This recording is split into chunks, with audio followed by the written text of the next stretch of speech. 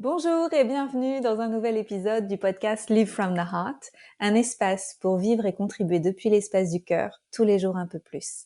Je suis votre hôtesse Anne-Claire Méret et je suis ravie aujourd'hui d'accueillir Manon Théveny. Bienvenue Manon. Bienvenue, merci, pardon. Je suis très contente d'être là, aujourd'hui avec toi. Moi aussi, je suis ravie que tu aies accepté cette rencontre. Je suis ravie qu'on enregistre cette belle conversation. Je pense que ça va être très inspirant pour beaucoup de monde.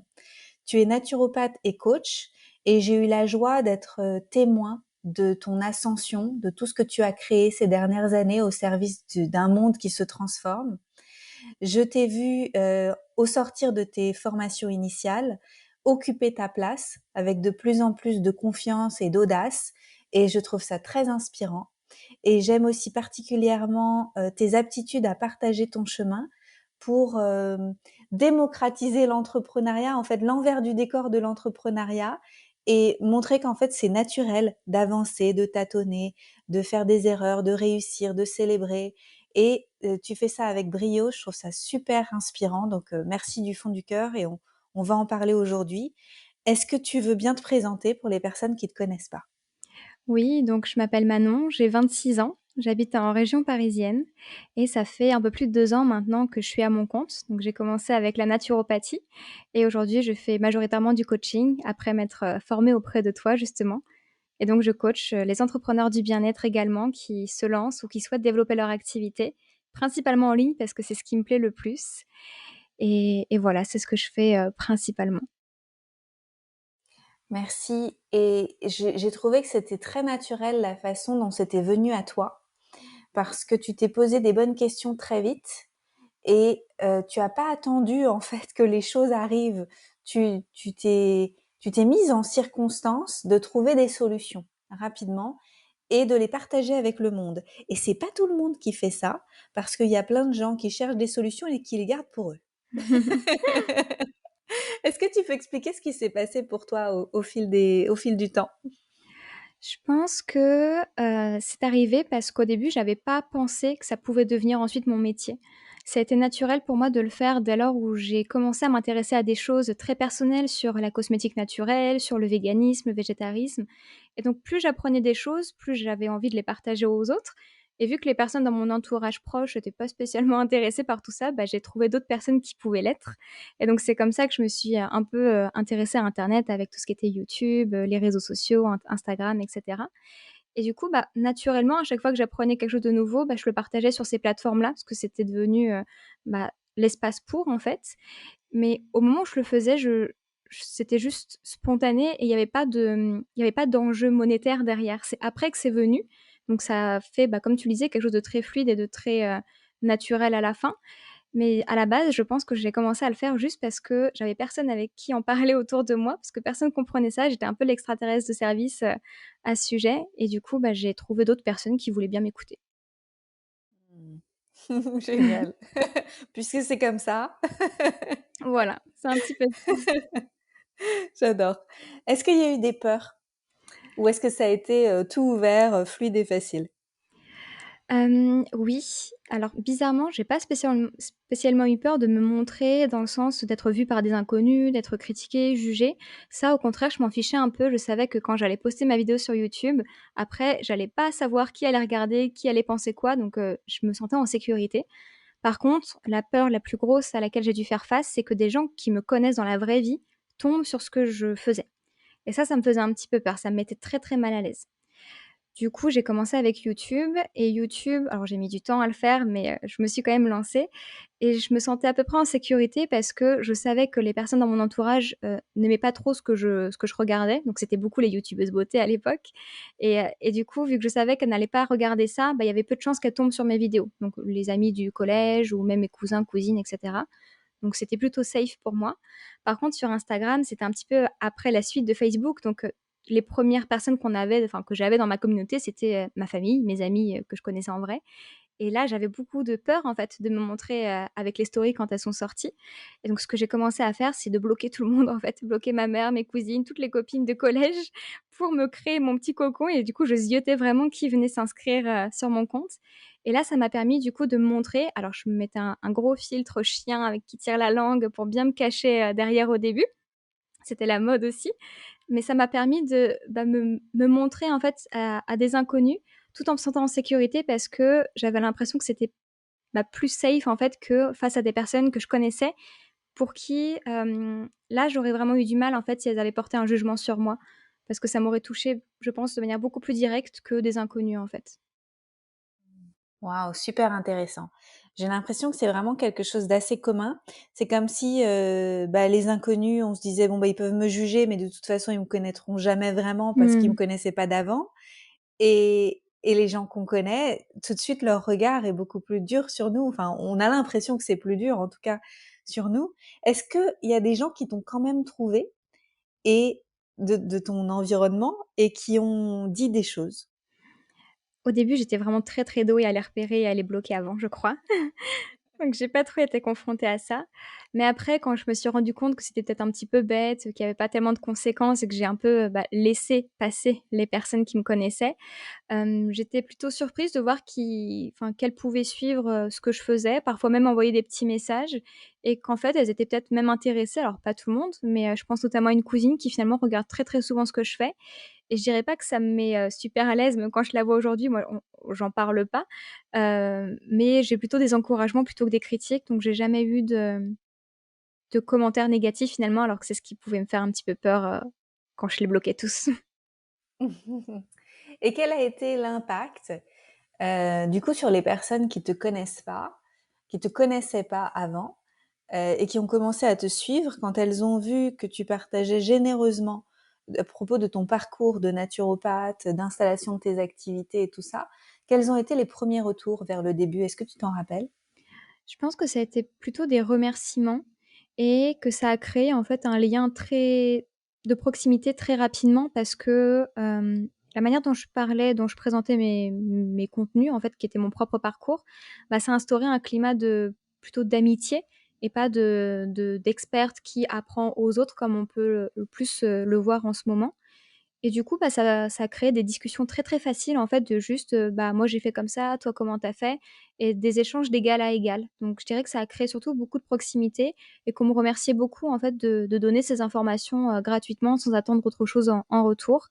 Donc je dirais surtout ça. Mmh. Excellent.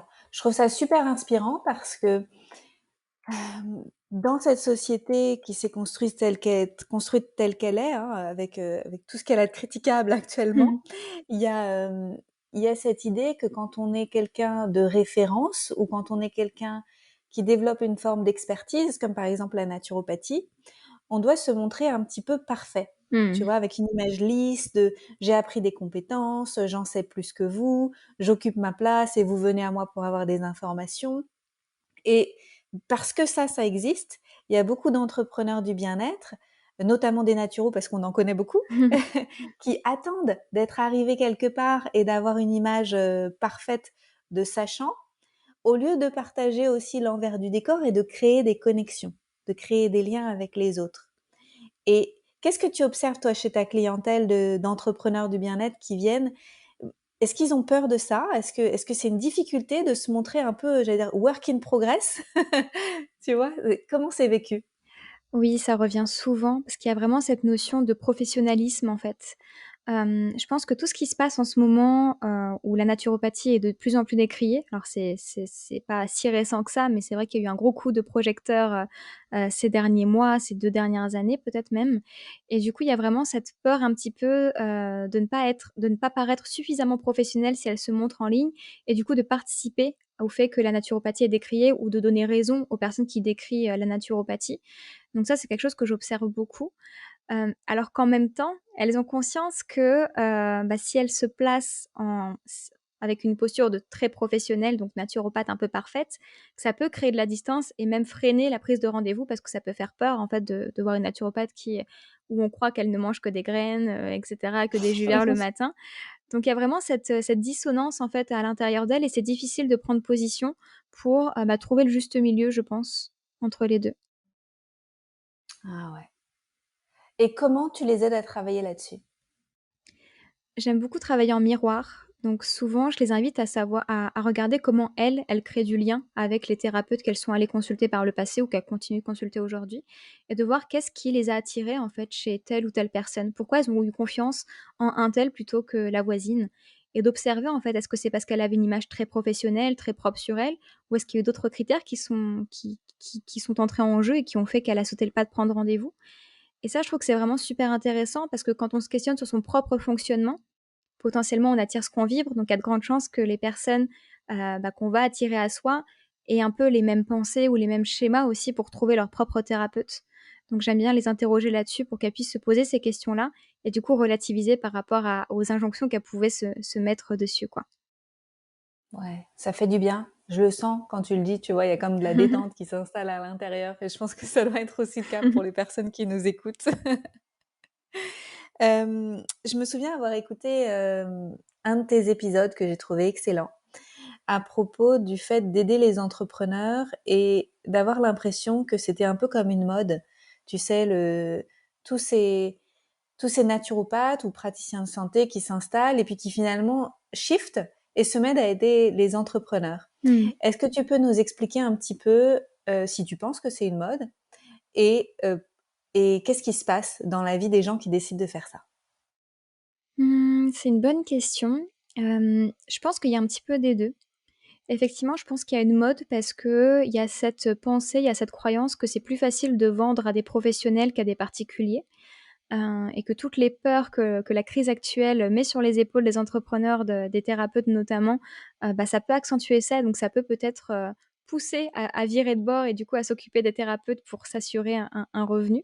Donc je pense qu'il y a parfois des prises des pivots dans les activités de certains thérapeutes qui sont plutôt nourris par la peur et en même temps, si je prends mon propre exemple, de voir que ça pouvait être relativement facile, que, j'ai réussi à développer mon activité rapidement, j'avais envie de le partager aux autres. En fait, c'était difficile de voir, d'autres personnes qui étaient dans une situation où c'était beaucoup plus compliqué de se développer et qui pouvaient presque perdre foi en leurs capacités, en la naturopathie, qui pouvaient tout remettre en question et ça, je trouve ça dommage. Donc là, j'ai envie de dire que plus il y a d'entrepreneurs qui réussissent dans leurs activités, qui pourront aider d'autres entrepreneurs à ne pas lâcher, à ne pas abandonner et mieux ce sera parce que c'est trop dommage, en fait et moi, ça m'a vraiment fait peur, ça m'a vraiment impactée, en fait, quand j'ai vu, notamment dans ma promo à moi de naturopathie, que beaucoup de personnes ont eu du mal à se lancer ou avaient beaucoup, beaucoup de peur et en fait, je me dis: «S'il y a pas des naturopathes un petit peu modèles qui peuvent les aider à aller un peu,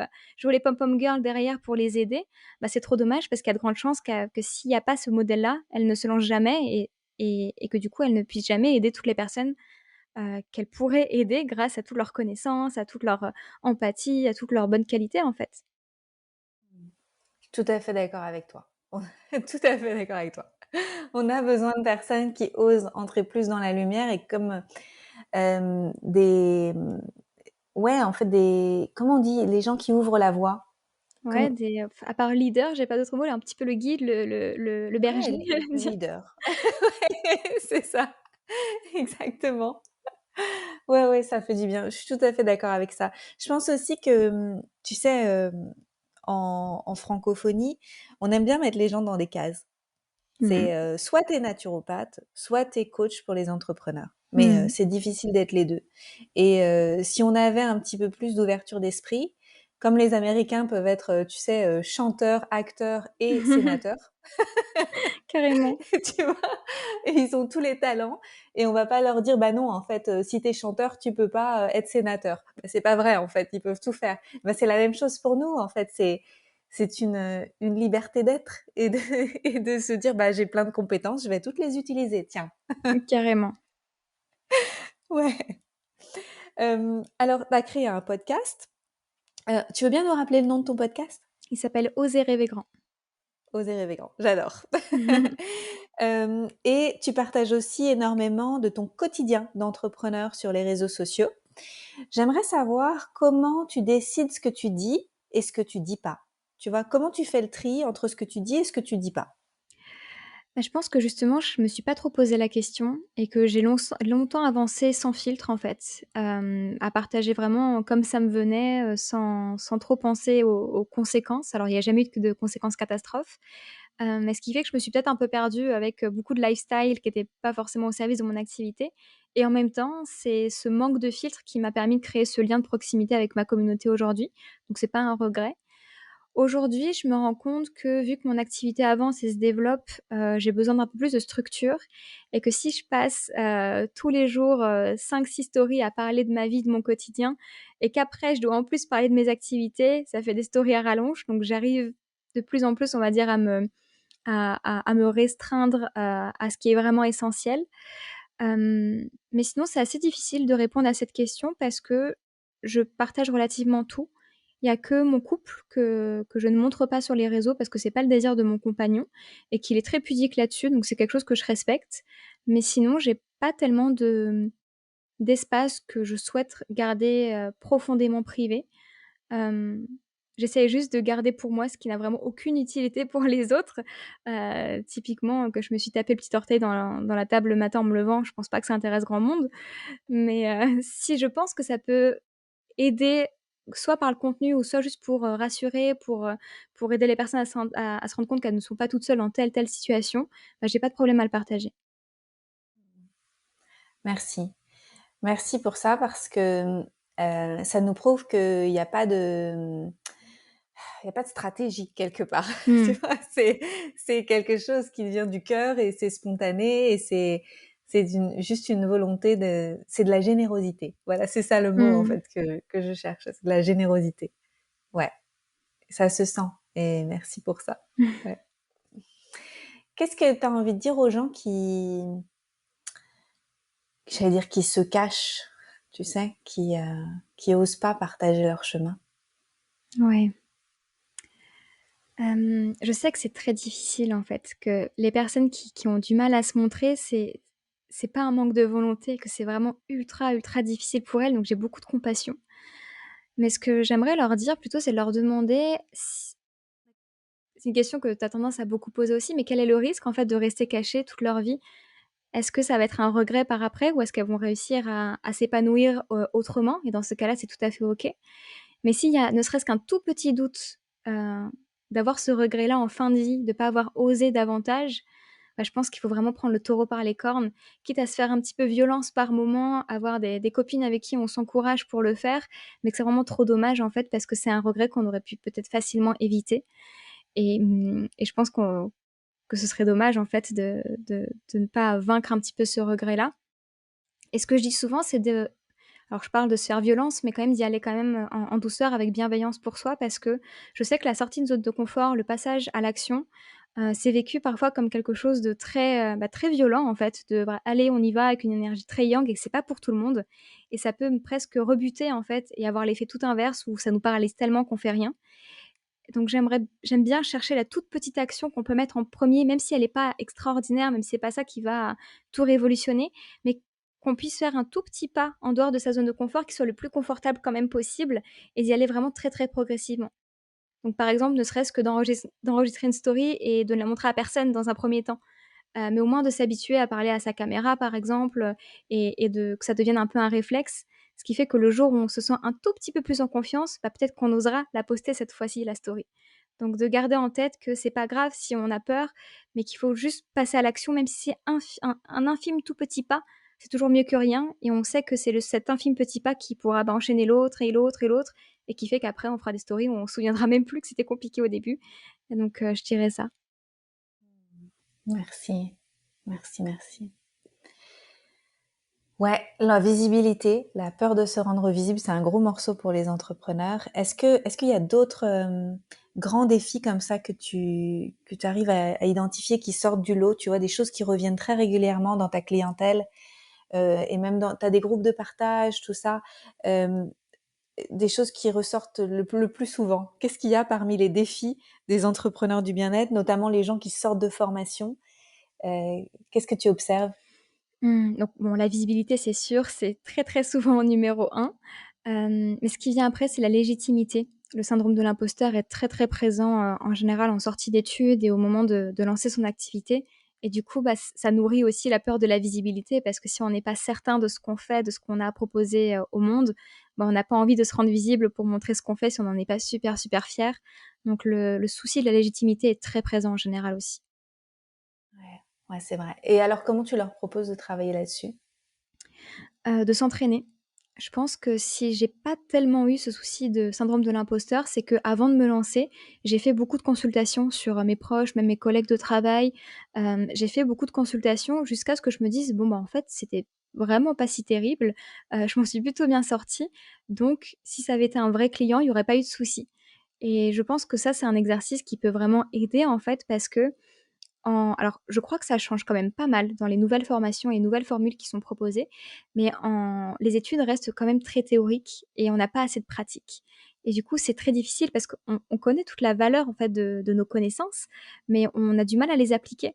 Et du coup, si on ne prend pas ce pas soi-même de s'entraîner et de devenir bon à ce qu'on fait, bah, ça va pas changer du jour au lendemain.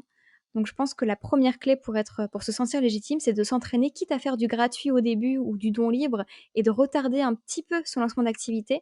Je pense que c'est beaucoup plus profitable de lancer son activité quand on est sûr de ce qu'on fait, que d'avoir le doute qui sera repoussant d'une manière ou d'une autre, même si on l'affiche pas publiquement, quoi. Mmh. Complètement d'accord avec toi. Complètement d'accord avec toi. La légitimité, c'est pas un truc qui vient, en mangeant des glaces sur le canapé. Ça vient vraiment, vraiment par la pratique. Hem, est-ce que c'est pas aussi parce que la plupart des entrepreneurs du bien-être, c'est des reconversions qui vivent et du coup, il y a comme une forme d'impatience parce qu'avant, ils avaient peut-être un certain statut social, ils avaient déjà un boulot, ils étaient déjà reconnus dans ce qu'ils faisaient et d'un coup, faut tout redémarrer de zéro et ils se demandent quand est-ce que ça va être confortable. Est-ce qu'il y a ça aussi? Et bah, figure-toi que j'ai réalisé ça il y a pas très longtemps, parce que je me suis vraiment posé la question de pourquoi moi c'était pas si difficile que ça. Et j'ai réalisé que, alors, même si j'ai eu une petite carrière à Naturalia avant, cette carrière, je l'ai montée pour payer mes études de naturopathie. Donc, c'était pas vraiment une reconversion. Ce qui fait que moi, j'ai gravi un peu les échelons, mais mon salaire a jamais dépassé les 2 000 euros.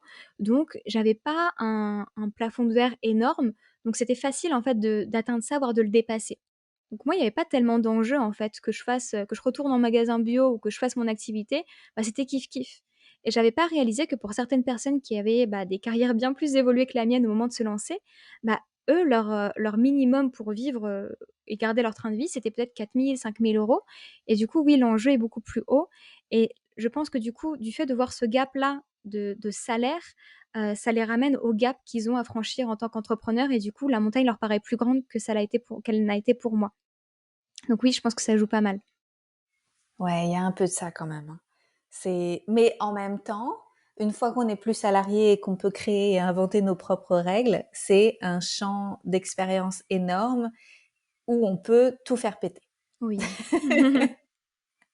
Est-ce que tu veux bien, parce que tu es assez transparente aussi sur ton succès, en fait, ton évolution en tant que chef d'entreprise, est-ce que tu peux nous parler un petit peu de comment ça s'est passé sur ces 2 dernières années? Parce qu'en fait, tu as démarré de zéro et puis maintenant, aujourd'hui, tu as une entreprise prospère qui tu vis confortablement, en fait, de tes activités. Mmh. Est-ce que parler d'argent, c'est quelque chose qui a été facile pour toi? Pour moi, ça a été facile et c'était naturel. J'ai jamais trop compris, en fait, ce tabou, autour de l'argent. Je sais que quand j'étais petite et que j'ai demandé pour la première fois à ma mère combien elle gagnait, elle m'a quand même répondu, mais ça lui a semblé bizarre, en fait, que je lui pose cette question comme si c'était elle me l'avait dit, mais qu'elle avait pas trop droit de me le dire, quoi, comme si c'était pas trop bien.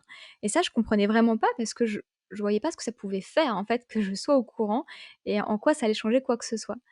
Et du coup, quand j'ai commencé à me lancer, pour moi, ça me paraissait hyper important d'en parler parce que, bah, moi, j'avais besoin d'avoir de modèles, en fait et de savoir, bah, untel, elle a fait combien de chiffre d'affaires quand elle s'est lancée. Pas pour me comparer, pas pour faire comme elle plus, ou quoi que ce soit, mais plus pour avoir un ordre d'idée. On sait à peu près, un comptable en sortie d'études, combien est-ce qu'il peut se «vendre» entre guillemets auprès d'une entreprise. On sait combien un informaticien, combien vaut le salaire d'un informaticien dans telle et telle branche. Pourquoi on peut pas savoir pour les naturopathes? On a besoin d'avoir un espèce de modèle. Après, on est libre de le faire exploser, ou pas, de le transformer. Mais moi, ça m'a beaucoup manqué, ne serait-ce que pour me projeter, en fait. Du coup, c'était très flou quand je me suis lancée et j'avais vraiment envie de ne pas perpétuer ce flou-là et de pouvoir donner des informations, alors qui étaient les miennes, qui étaient pas forcément celles de tous les naturopathes en lancement et c'est bien normal, mais j'ai jamais eu ce problème-là. Par contre, mon entourage me mettait un peu en garde là-dessus. Donc moi, j'avais pas spécialement peur, mais je pouvais parfois un petit peu avoir les peurs de mon entourage qui me disaient de faire attention, de que ça pouvait être mal perçu ou que enfin, quelque chose qui moi me fait beaucoup sourire, mais que ça pouvait me porter l'œil, comme si, le fait de l'afficher, les personnes allaient pouvoir peut-être jalouser et que ça allait, nuire à mon karma ou quelque chose comme ça. Et donc c'est vrai que ça m'a pas empêché de le faire, parce que j'ai quand même très souvent partagé mon chiffre d'affaires et je continue de le faire, mais ça a pu un petit peu me susciter le doute par moment, quoi. Mmh, waouh! Super important. Oh là là, ça résonne pour moi aussi. J'ai beaucoup entendu: «Pour vivre heureux, vivons cachés», Ah oui. tu vois? Tout ça, faut pas trop dire les choses, on va attirer les jaloux. Mmh. Mais en fait, des jaloux, de toute façon, il y en aura toujours. C'est ça, En je pense fait, que c'est c'est vrai, vrai, hein. cette phrase est vraie, mais qu'est-ce que ça peut faire? C'est plutôt ça, moi, que je me pose comme question. Mmh mh. Et grâce à ça, grâce au fait que tu en parles et que de plus en plus d'entrepreneurs en parlent, ça génère aussi quelque chose d'autre, je trouve, c'est la capacité de célébrer ensemble Mmh. et de se dire: «Si Manon est capable de faire ça, si Anne-Claire est capable de faire ça, si toutes les personnes qu'on connaît, qu'on admire, qu'on suit, qu'on soutient sont capables de faire ce qu'elles sont capables de faire», bah, en fait, ça nous connecte ensemble et on se dit: «Bah, toi tu peux, bah, moi aussi je peux alors». Mmh. Si tu as été capable de le faire, bah, je vais aussi apprendre et je vais aussi y arriver et ça nous élève toutes et Complètement. tous, vers le haut, quoi. C'est super inspirant. C'est ouais, en fait, ça fonctionnait à l'envers avant. On l'a remis à l'endroit. C'est ça, je suis vraiment d'accord avec cette image. Pour moi, ça fonctionne à l'envers. Parce que typiquement, bah, je prends souvent ton exemple. Si toi, tu n'avais pas eu ce niveau de succès et que tu avais pas montré que c'était faisable, en fait, pour, un peu n'importe qui s'en donne les moyens, bah, je pense que j'aurais continué à jouer petit. Quand je suis venue te voir en coaching, à la base, c'était pour vivre de mon activité, à savoir toucher mes 2 000-2 500 € pour retrouver mon salaire d'avant et j'aurais été très heureuse avec ça. Ou je me serais fait croire que j'aurais été très heureuse avec ça. Et c'est en étant à ton contact où toi, tu as osé parler de ce genre de choses, de succès notamment, que je me suis rendu compte que, bah, oui, en fait, c'était peut-être aussi possible pour moi et que j'avais le droit de ne serait-ce que de l'envisager, en fait. C'est comme si on rentrait tout ensemble dans une nouvelle dimension, je trouve. Ouais.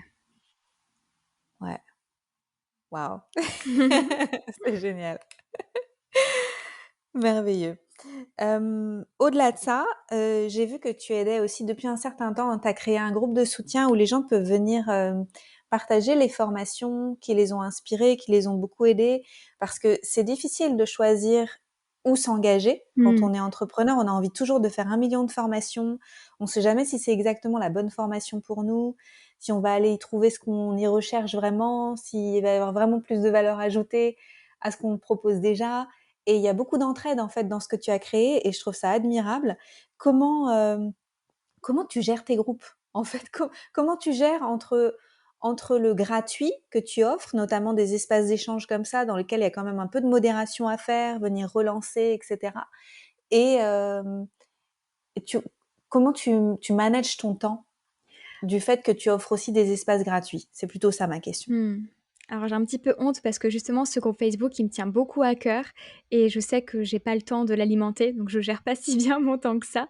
Mais il est là et j'aimerais vraiment pouvoir le reprendre et le faire vivre davantage parce que c'est venu notamment parce qu'on me posait beaucoup de questions sur mes propres formations, sur les outils que j'utilisais aussi, parce que c'est pas que pour des formations de spécialisation ou en santé naturelle, c'est vraiment aussi pour partager les outils qu'on utilise, bah, au sein de son entreprise parce qu'il y a beaucoup de méconnaissances autour de tout ça, alors que ça peut, bah, grandement faciliter les choses quand on se développe et vu qu'on me posait beaucoup de questions sur tout ça, bah, j'avais envie de proposer un espace où on puisse retrouver l'information facilement, sans avoir besoin d'attendre que je réponde parce que, bah, je suis pas toujours sur mon téléphone, ça quand on a envie de savoir quelque chose, en général, on n'a pas la patience d'attendre, donc là, c'était un peu en libre service, donc ça, je l'avais créé ce groupe-là, je l'avais créé pour ça et j'ai pas tellement le temps de l'alimenter, hem mais sinon, par rapport au gratuit et à ce que moi je peux proposer à côté, je dirais que tout ce que j'ai trouvé un petit peu par moi-même, j'aime le partager parce que j'ai ce truc de si je l'ai découvert moi et que j'ai réussi à me l'approprier relativement rapidement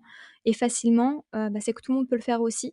Donc je veux le partager facilement, bah, pour que les autres puissent s'en saisir en fait. Tous les outils que je partage, j'en parle très, très souvent, parce que je sais que ça peut aider les gens. Après, je me rends compte qu'il y a quand même pas mal de freins, au niveau technique notamment, où alors des fois, c'est des freins véridiques parce que parfois ça peut être un petit peu compliqué et parfois la technique peut faire plus peur que ce qu'elle n'est en réalité. Donc il y a de l'anticipation des potentiels freins qu'on pourrait avoir vis-à-vis de la technique et là, j'ai envie d'intervenir. Donc parfois, si c'est des outils relativement simples, je ça m'arrive de faire des captures d'écran et d'envoyer en message privé pour montrer comment je fais mes sous-titres, dans mes stories Instagram, comment je fais, tel truc, pour créer un réel ou des choses comme ça, ou des fonds de story et quand c'est des choses un peu plus conséquentes, typiquement, il y a l'outil MailerLite que j'utilise, moi, beaucoup, beaucoup dans mon activité, où je me rends compte que ça sert à beaucoup plus que juste faire une newsletter et ça, les gens ne le savent pas forcément et la newsletter, je ne sais pas alors si, je sais pourquoi, parce que moi aussi j'ai eu peur de la lancer, donc je comprends les freins qu'il y a pu avoir. Mais je sais que ça fait très peur et qu'il y a beaucoup de gens qui, du coup, ne la lancent pas parce qu'ils se racontent l'histoire que ça va être très compliqué et du coup, là, je vais vraiment faire une formation pour expliquer tout ce qu'on peut faire avec parce que au delà de la newsletter, ça peut simplifier beaucoup de choses dans son activité et quand on a envie de se développer en ligne, ça peut faire un petit peu peur de savoir tout ce qu'il y a à mettre en place et comment faire pour proposer un produit. On a tout de suite l'impression que c'est une montagne, donc j'aimerais pouvoir un petit peu, arrondir le sommet, on va dire, en proposant, une formation qui puisse aider à comprendre facilement comment ça fonctionne, avoir des modèles à suivre tout simples pour pas que ce soit un frein, en fait, aux ambitions qu'on et aux aspirations qu'on peut avoir. Ouais. Waouh! C'est super, super intéressant parce que je pense qu'il y a tellement de personnes qui, tu sais, qui se mettent la barre tellement Mmh. haute, qui se disent mais c'est trop compliqué pour moi, ou je saurais jamais faire, ou je suis pas une bonne communicante, je sais pas comment on fait pour faire une newsletter, et de trouver quelqu'un qui va leur mâcher le travail pour leur dire bah voilà trois quatre bons tuyaux, voilà comment tu peux faire quelque chose de relativement simple pour Mmh. pouvoir avancer, bah, ça fait gagner énormément d'énergie et énormément de temps, en fait. C'est comme si on était pris par la main. C'est ça et moi, c'est ce qui m'a manqué un petit peu parce que, ce perfectionnisme et la barre trop haut, je me la suis mise et c'est pour ça que j'ai retardé, certaines choses comme le fait d'avoir une newsletter et une fois que je me suis vraiment mis, le nez dedans et que j'ai découvert qu'en fait, il y avait plein de choses de possibles, j'ai un petit peu regretté, en fait, de pas m'être botté les fesses plus tôt. Donc j'aimerais pouvoir faire gagner ce temps, aux autres personnes alors que moi, j'ai un peu la sensation de l'avoir perdu parce que je me suis raconté toutes ces histoires-là, justement. Ouais, ouais, ouais. Merci, merci Manon.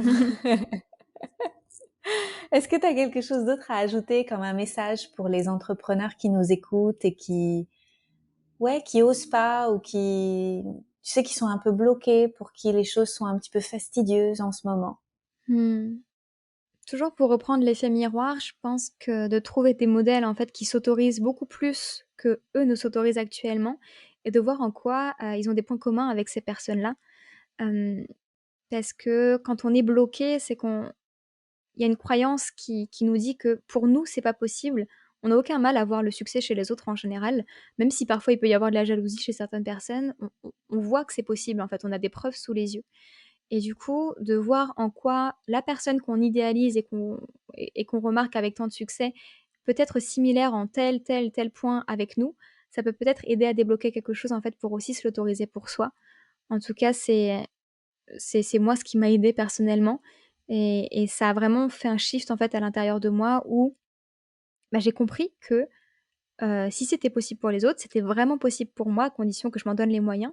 Il y a vraiment quelque chose qui s'est débridé à l'intérieur et ça, je l'ai réalisé que quand j'ai pu, reconnaître, en fait, l'humanité dans les personnes qui réussissaient et pas les mettre sur un piédestal ou les glorifier comme si c'était une autre espèce peut-être, je sais pas. Mais, en réalisant que c'était juste une autre personne comme moi qui s'était donné les moyens, ça m'a fait réaliser que je pouvais moi aussi m'autoriser. Waouh. Tu sais, tu dis ça et moi j'ai une coach, tu sais, Regan, qui habite au Costa Rica là, et Regan, elle a fait 33 millions l'année dernière. Et j'ai eu l'occasion de la rencontrer plusieurs fois en vrai. Et je suis en contact avec elle parce que je suis dans son mastermind depuis 3 ans. Et à chaque fois que je lui parle, je me sens encore, tu sais, comme si je la mettais sur une estrade. Ouais. Alors qu'en fait, pas du tout. Elle arrive, elle me fait un câlin. En fait, elle est tout à fait normale. Et c'est nous qui mettons la distance. Oui. Et à chaque fois, je me fais cette réflexion que c'est moi qui mets la distance entre Regan et moi. Et c'est pas elle, c'est moi. C'est juste extraordinaire. Mais on a tellement à réparer là-dedans. Ouais. Merci de l'avoir dit. Mmh. Ouais, génial. Merci pour tout Manon, c'était top. Est-ce que, tu veux bien nous expliquer comment on fait pour te retrouver, pour te trouver et découvrir tes offres et comment tu accompagnes actuellement? Qu'est-ce qui est disponible pour les gens que tu aides? En gratuit, il va y avoir, tous mes réseaux sociaux. Donc il y a mon podcast, Oser rêver grand, où il y a un épisode par semaine lorsque j'arrive à tenir mon timing qui sort et où j'essaie de délivrer pas mal de contenu, notamment pour les entrepreneurs du bien-être. Sur Instagram aussi, où c'est, donc à mon nom, Manon avec 2 N point Théveny, où je partage, je suis très, très présente sur Instagram, surtout en story où je partage, au quasiment tous les jours. Donc là, c'est un peu les 2 plateformes où on peut vraiment être, au quotidien avec moi pour voir ce que j'ai à proposer. Et ensuite, en termes, si on veut travailler avec moi, c'est plutôt en coaching individuel pour le moment. Donc c'est des coachings sur 4 mois que je propose pour les entrepreneurs du bien-être toujours, et on peut prendre une séance découverte pour, juste voir si ça match, échanger, apprendre à se connaître. J'ai des ateliers que j'essaie de faire régulièrement parce que c'est un format qui me plaît beaucoup. Donc il y a les anciens qui sont disponibles, sur différentes thématiques, et à chaque fois, j'essaie d'en rajouter en les proposant en live pour vivre le moment avec les personnes. Et pour le moment, c'est à peu près tout. Après, il y a des programmes qui vont sortir. J'aimerais faire aussi un programme de groupe, mais c'est pas pour tout de suite. Ça va venir. Merci beaucoup Manon, merci pour tout. Je mettrai tes liens pour que les gens puissent te trouver facilement. Et puis, aux personnes qui nous ont écoutés aujourd'hui, on vous souhaite tout le meilleur, tout le plus grand succès possible. Et si vous avez aimé cet épisode, partagez-le autour de vous, likez, et puis notez également sur Spotify et sur Apple Podcast, si vous les écoutez par là, vous pouvez ajouter un petit commentaire et une note. Et merci beaucoup pour votre confiance et votre présence, et je vous dis à bientôt pour un autre épisode.